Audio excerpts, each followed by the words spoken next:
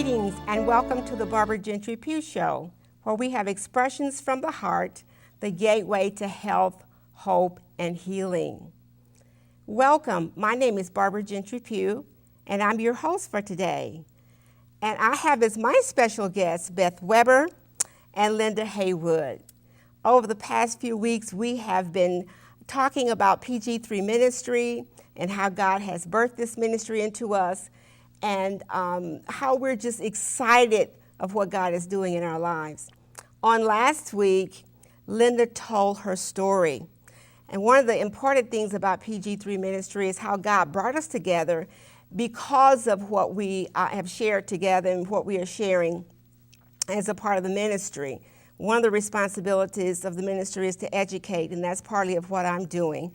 The other part is sharing information, but also showing God's power at work in the lives of his people. Yes. Linda, on last week, you shared with us your story and how God had truly, truly blessed your life. And it's been over a decade, and you are still doing wonderful after struggling with the mental illness for years. Yes. So we give praises to God for his deliverance and his power and work in you. And she shared a message of hope and healing, and that's part of what PG3 ministry is all about. Today we have Beth Weber. I had an opportunity to hear Beth's story about 3 years ago, and it just gripped my heart as a mother of what she was going through. And so part of PG3 Ministries is telling the story of the power of God and how he can work in the lives of his people. Today, Beth is going to share her heart about the loss of a son. And even though it's a loss and not a loss in a sense, and yes, she's going to be sharing really what that means today. One thing I learned about Beth is that all this struggle that she's been through, God has given her a greater love for him and a compassion to help struggling families that are dealing with mental illness. So Beth, I'm excited to hear your story, and I'm excited for the audience to hear her story. And I'm sure you'll be moved as we were moved the first time we heard her story. Beth, would you like to share? I sure would. Thank you for that lovely introduction, Barbara.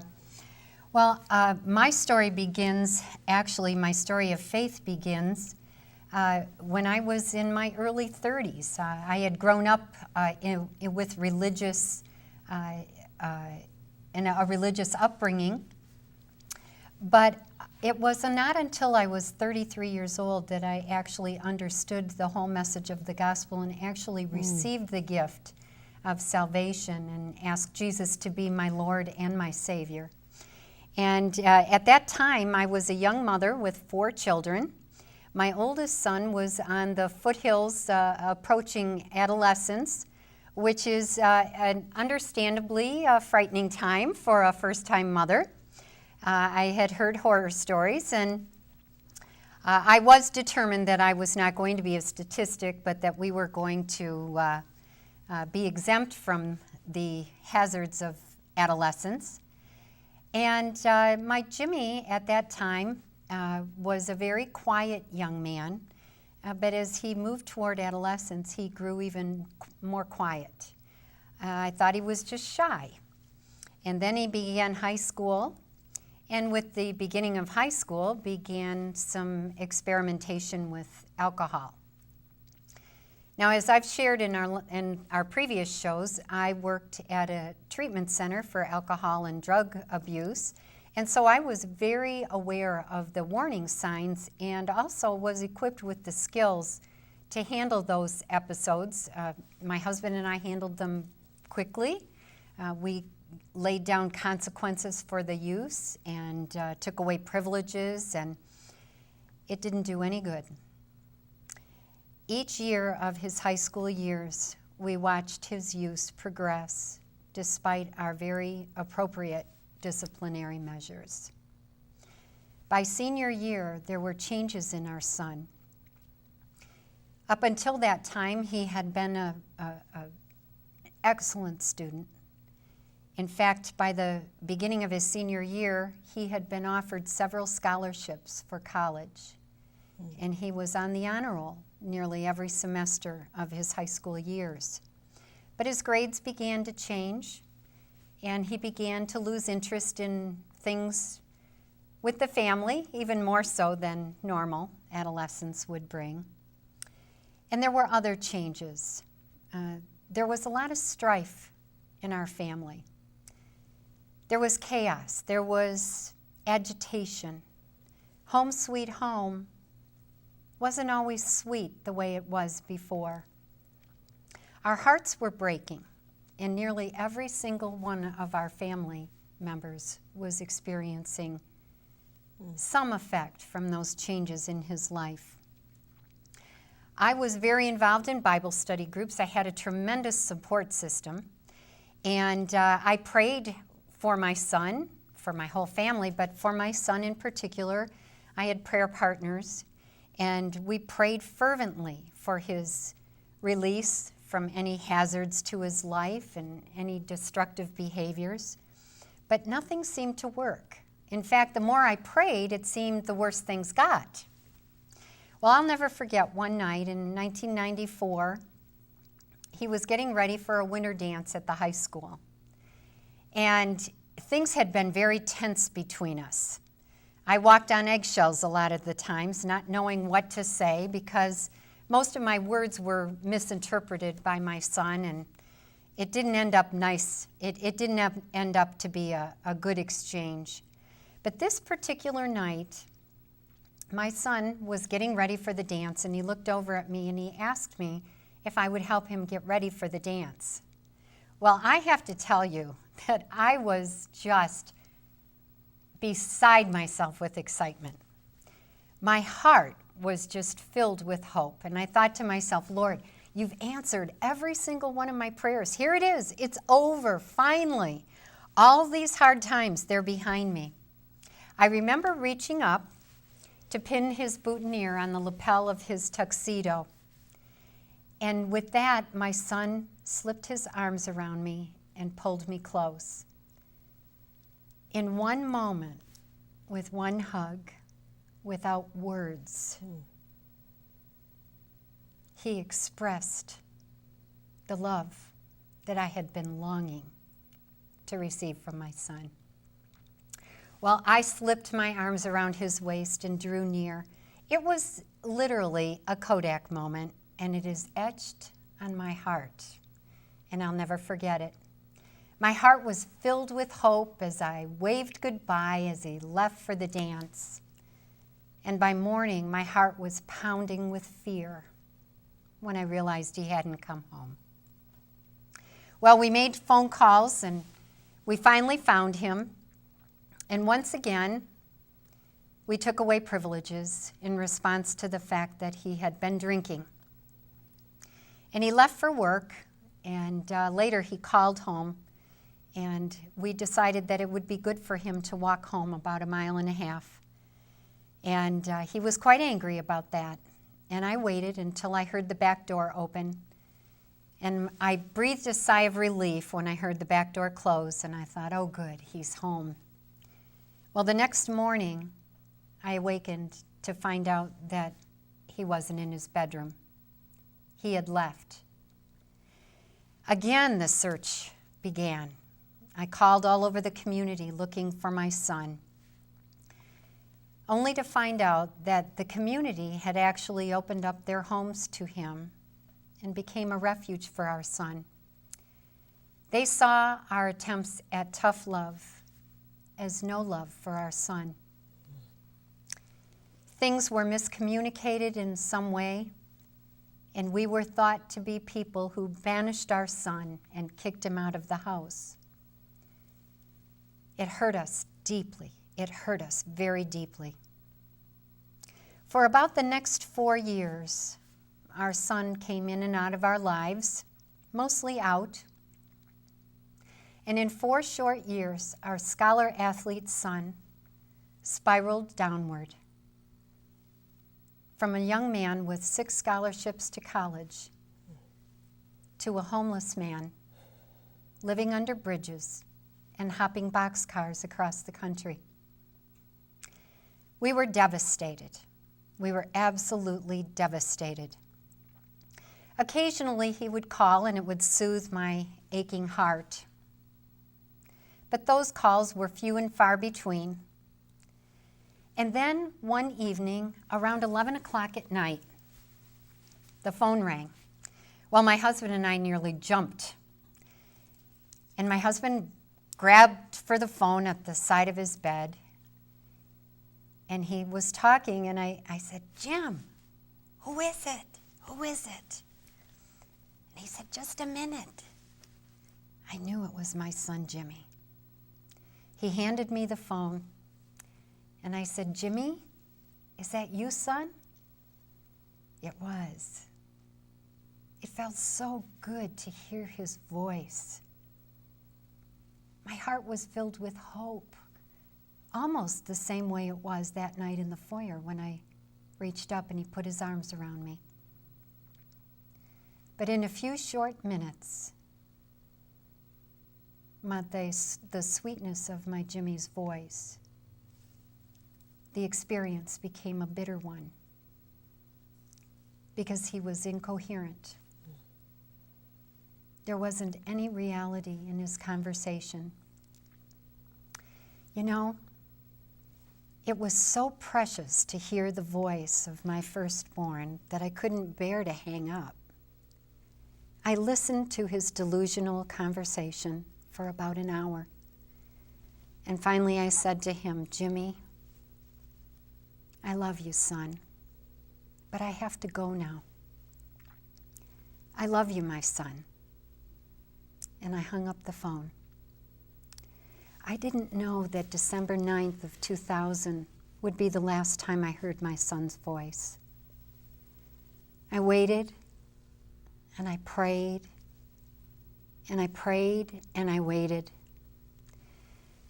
It was a long, long wait. But it was during that time that my son was missing that I grew to know God's Son, Jesus Christ, very personally. Well, several years passed, actually nearly 12 years passed, and the phone rang again. On March 29th, 2012, I received a phone call. The voice on the other end asked if I had a son named Jim. I was startled, and I said, "Yes, I do. Why do you ask?" "We've been trying to find you," she said. "He's been burned in a brush fire. He's in a coma on a respirator in our hospital."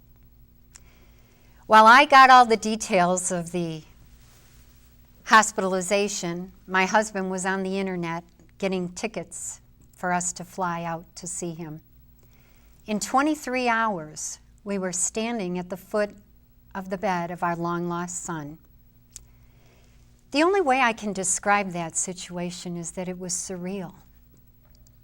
He hadn't changed at all. I would recognize my son anywhere. And yet we were separated by almost 15 years. I tried to grasp at the pieces, the missing pieces. I tried to put things together. It was surreal. I didn't know what to think.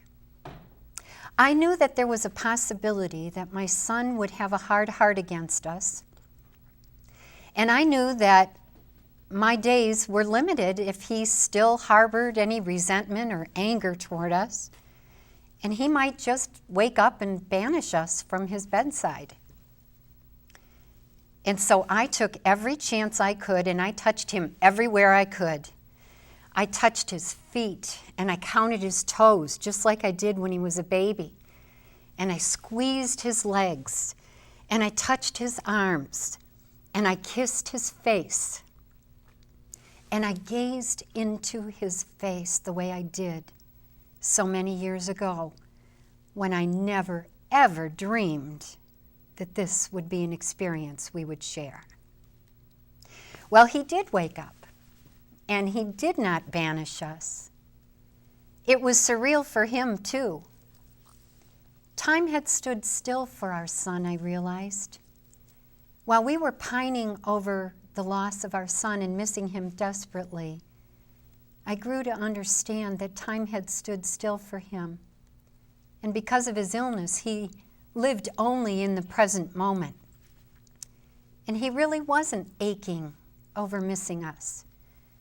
And really, that was a blessing to know that he wasn't suffering and feeling ostracized from us. Well, during the hospitalization, I am pleased to report that his burns healed very well. And he came along beautifully, and we shared many days together over the 5 weeks we had there. But that was bittersweet, because we also saw, as he cleared from the medications and got better, we saw the signs and symptoms of the schizophrenia that we had long suspected. The diagnosis was confirmed by a psychiatrist and other professionals who assessed him. But even still, we got to know our son where he was at that time in the hospital.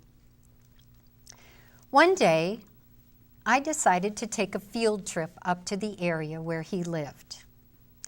It was actually quite wonderful. I was invited by the fire chief of that town to sit in his office. For over an hour, I sat and listened to him give me all the details of the fire, of the rescue, all the little morsels of information. I just hung on them. I got to meet the fireman who saved my son's life. I got to shake his hand and thank him personally.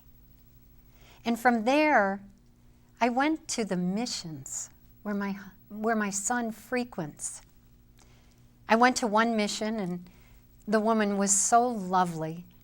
And I felt like I was at the high school conferences with his teacher. They gave me rave reviews about how much they loved my son. One woman looked me in the eye and said, "You know, you raised him right. You've got a good boy there." I was so proud of my son, and she told little tales, stories about his comings and goings. And then I went to the next mission, where my son has eaten lunch for the past 10 years.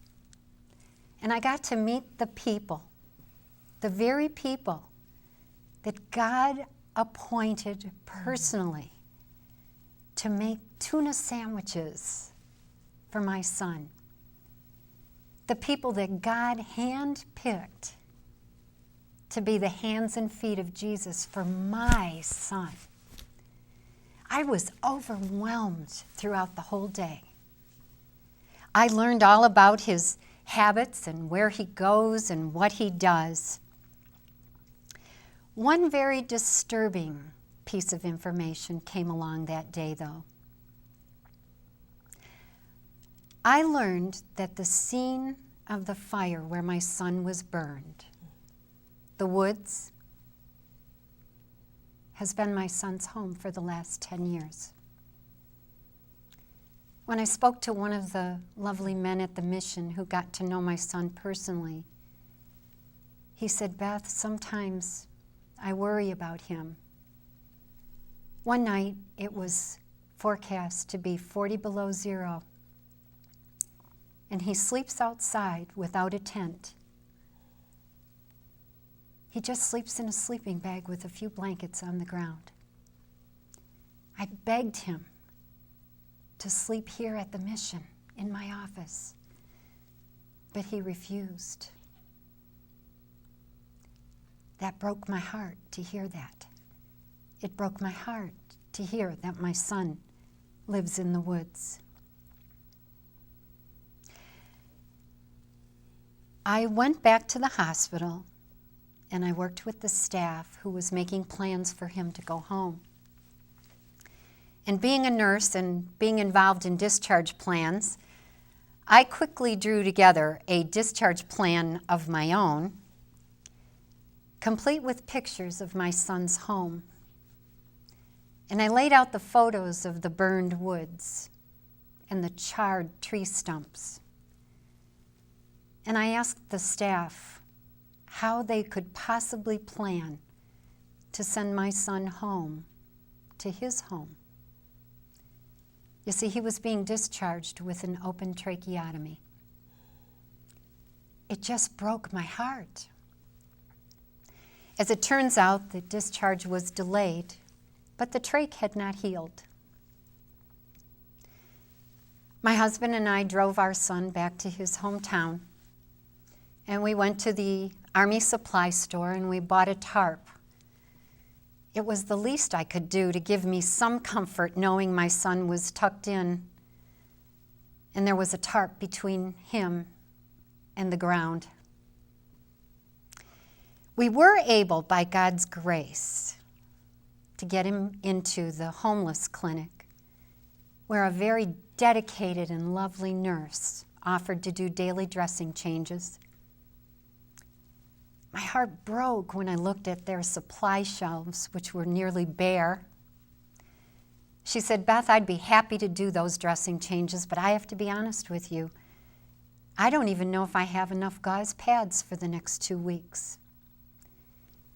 It just broke my heart to see the deficits. It breaks God's heart too.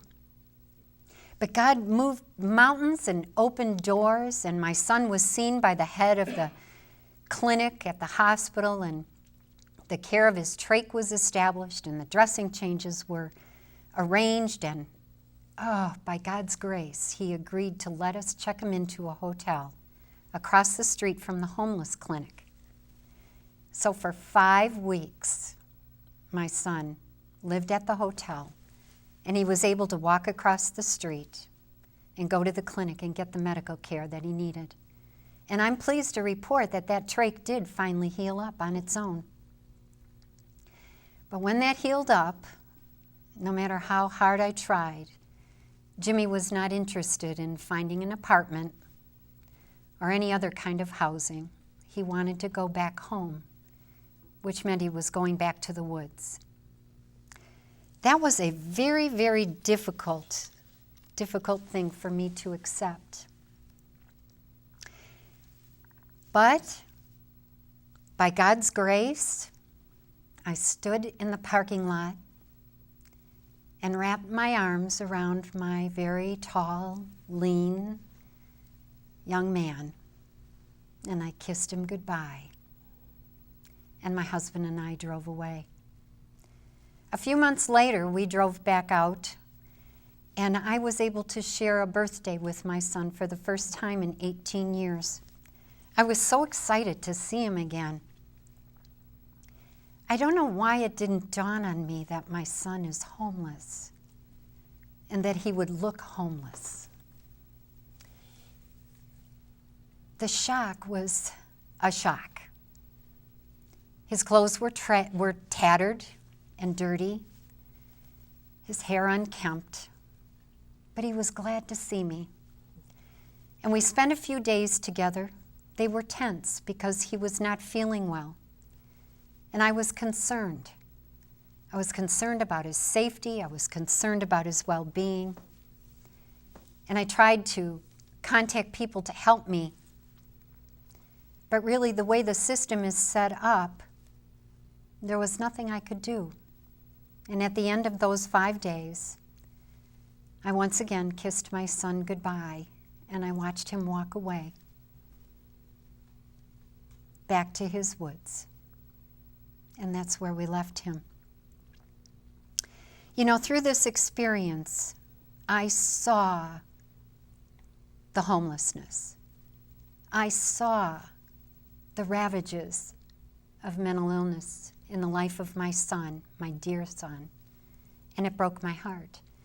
But the truth of the matter is, I feel blessed because I know that God actually gave me his heart for his own homeless, wandering children who have been ravaged by the effects of sin, who don't know how to come home, who don't know how to make their way back home to the Father.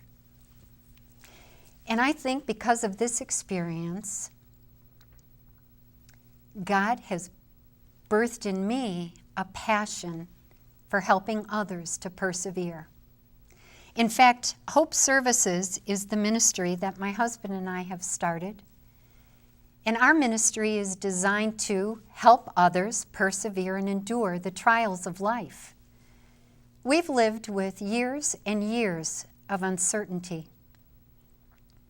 And it's hard to live with uncertainty unless you know the source of everything that you need, no matter what happens. And so, even though I know that my son may never, ever come back, do you know I always have hope? Because God has promised that his son, Jesus Christ, will come back. And then the end of the story will come, and we really will live happily ever after, for all eternity, in the presence of God's Son, Jesus Christ. And so I hope that I have encouraged others. I feel like I've lived every mother's nightmare to an extent, and I want you to know that no matter what you are going through, you can always have hope too, because Jesus is coming back. God promised. Thank you, Beth. What a powerful, powerful story. Thank you, Barbara. Every time I hear you, I see more and more of what God is just stretching you. Yes. And how he's just equipping you for the ministry that he has for you. I just have one question. It is so easy, even as Christians, it is so easy to slip into times of anger. Why, God? Why? Yes. And sometimes you hear people say, why not? But how did you miss those pitfalls of anger, guilt, shame? I've known you now for 3 years, and there's always a positive side. Mm-hmm. But I know there must be days that you have some very difficult mm-hmm. days. But I know that God has sustained you. Tell our audience how you were not a victim of the circumstance and was able to rise above the difficulties. Okay, I think what I want to say about that is I did go through all of that. I experienced shame. I experienced debilitating discouragement. I experienced humiliation through the conversations of others.